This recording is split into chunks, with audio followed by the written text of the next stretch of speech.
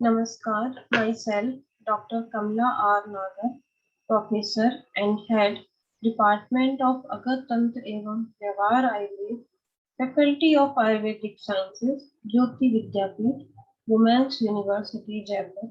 Today, I am going to share my session for BAMS third year अगत तंत्र। जैसा कि आप जानते हैं, अगत तंत्र आयुर्वेदिक टॉक्सिकोलॉजी को कहा जाता है, जिसमें विभिन्न प्रकार के विष, चाहे वो पर्यावरण से को दूषित करने वाले हो, चाहे मानव शरीर को, उनके बारे में, उनके लक्षण, उनको पहचानने के तरीके, उनकी चिकित्सा, इन सब के संदर्भ में विस्तृत वर्णन प्राप्त होता है। सुश्रुत का कल्प स्थान तो पूर्णतया अगत तंत्र को समर्पित है एवं चरक चिकित्सा का 23वां अध्याय, इसके अतिरिक्त अन्य अष्टांग संग्रह, अष्टांग हृदय एवं अन्य बृहत्रय लघुत्रय से भी इतर कई संहिताओं में अगत तंत्र का विस्तृत वर्णन हमें प्राप्त होता है। इस संदर्भ में आज हम मॉडर्न टॉक्सिकोलॉजी के संदर्भ में सामरिक विष प्रयोग पढ़ेंगे। आधुनिक के संबंध में जैसे chemical terrorism against agents and syndromes. आधुनिक काल में ऐसे कौन से बायोलॉजिकल फैक्टर हैं जो बायोलॉजिकल वार की परिस्थितियों को जन्म देते हैं, उनके क्या क्या साइड इफेक्ट होते हैं, मानव जगत के लिए वो कितने खतरनाक साबित हो सकते हैं, इस बारे में हम संक्षिप्त में वार्ता करेंगे। विभिन्न प्रकार के जो केमिकल टेररिज्म एजेंट्स हैं वो बहुत सारे हैं। Chemical weapons are chemical agents, whether they are gases, liquids, or solids. Those are employed because of their direct toxic effect on humans, animals, and plants. They inflict damage when inhaled, absorbed through the skin, or ingested in a form of food or drink. Chemical agents become weapons when they are placed into artillery shells, landmines, aerial bombs, missile warheads, mortar shells, grenades, spray tanks, or any other means of delivering the agents to designated target. They are controlled by artificial intelligence or many high technological agents. Chemical agents. Since World War I, several types of chemical agents have been developed into weapons. These included choking agents, blister agents, blood agents, nerve agents, incapacitate, flight control agent, and herbicides. We are now discuss about the chemical used in war, their clinical features, and their management. First of all, we will talk about the chemicals that are called nerve agents. Their clinical features are their moderate exposure affect the human beings like this: diffused muscle cramping, running nose, difficult breathing, eye pain, diminished of vision, sweating, and muscle tremors. And their high exposure are above symptoms plus sudden loss of consciousness, seizures, flaccid paralysis. These are their late signs. And the next in this series, the next chemical is cyanide. We well know about the cyanide. Their moderate exposure affect human beings or animals like this. They have suffered with the symptoms like giddiness, palpitations, dizziness, nausea, vomiting, headache, eye irritation, increase in rate and depth of breathing, hyperventilation, drowsiness, and their high exposure are immediate loss of consciousness, convulsions, and death within 1 to 15 minutes. So these are very, very dangerous chemicals as nerve and cyanide. Now we will talk about the bacterial biological warfare. There are many other things which are used as war to affect the humankind in the form of microorganisms. These are, first of all, we will talk about the bacteria which can be used as biological warfare. These are Bacillus anthracis. They are responsible for disease anthrax. Their root is aerosol. Possible releases is spores in the form of spores. The second one is Yersinia pestis.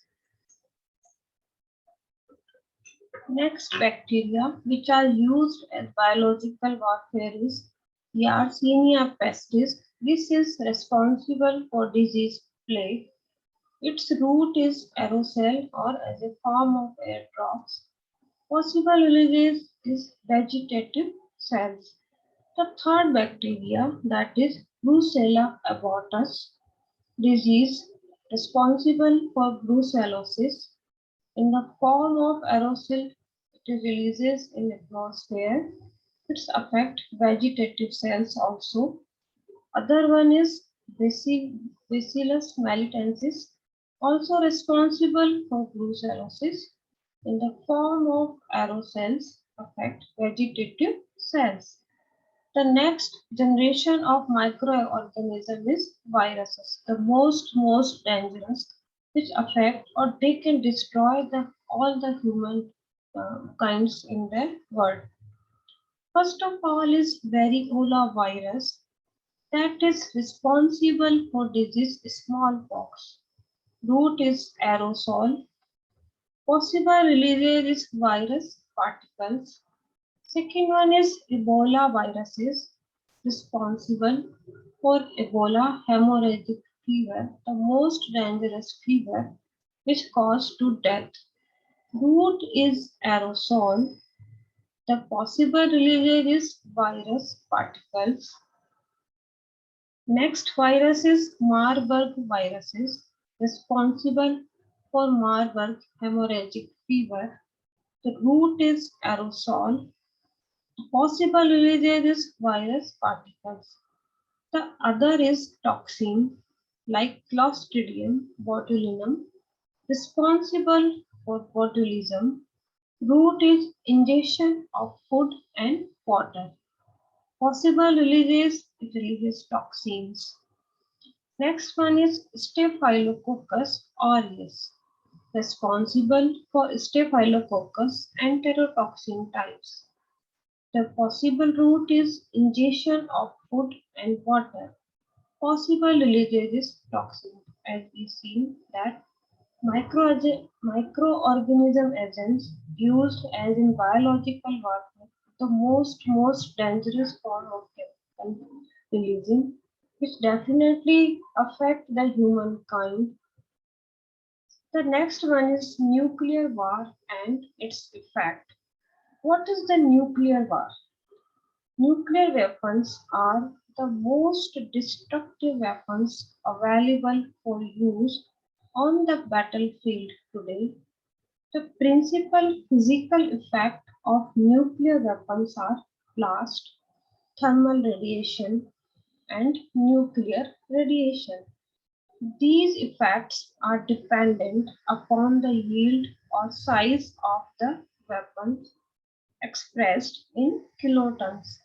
Physical design of the weapons, such as conventional and enhanced, and upon the method of employment. For a low altitude detonation of a moderate size 3 to 10 kilotons weapons, the energy is distributed as follows. Radiation effects on humans. The most important attributed factor responsible for damage in the amount of the dose. The more energy absorbed by the cells, the greater the biological damage. Health physicians refers to the amount of energy absorbed by the body as the radiation dose. The effect of exposure to high level of radioactive fallout include if it affects the organs like the hair, it damages hair loss. If it affects brain, radiation kills nerve cells and small blood vessels and can cause seizures and immediate death. If it affects on thyroid, the thyroid gland is susceptible to radioactive iodine in sufficient amount.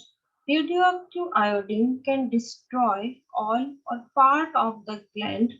By taking potassium iodide can reduce the effects of exposure. If this radiation affect blood, bleeding from the mouth and gums, internal bleeding and the blood lymphocyte cell counts will be reduced, leaving the victim more susceptible to infections. If radiation affects heart, immediate damage to small blood vessels and probably cause heart failure and death directly. If it affects GIT, then radiation damage to the intestinal tract lining will cause nausea, bloody vomiting, and diarrhea. If radiation affects reproductive organs, then long term, some radiation victim will become sterile. So this is the very dangerous to follow the biological warfare. These are the future war weapons which can destroy the human mankind from the world. Thanks to giving your time to me.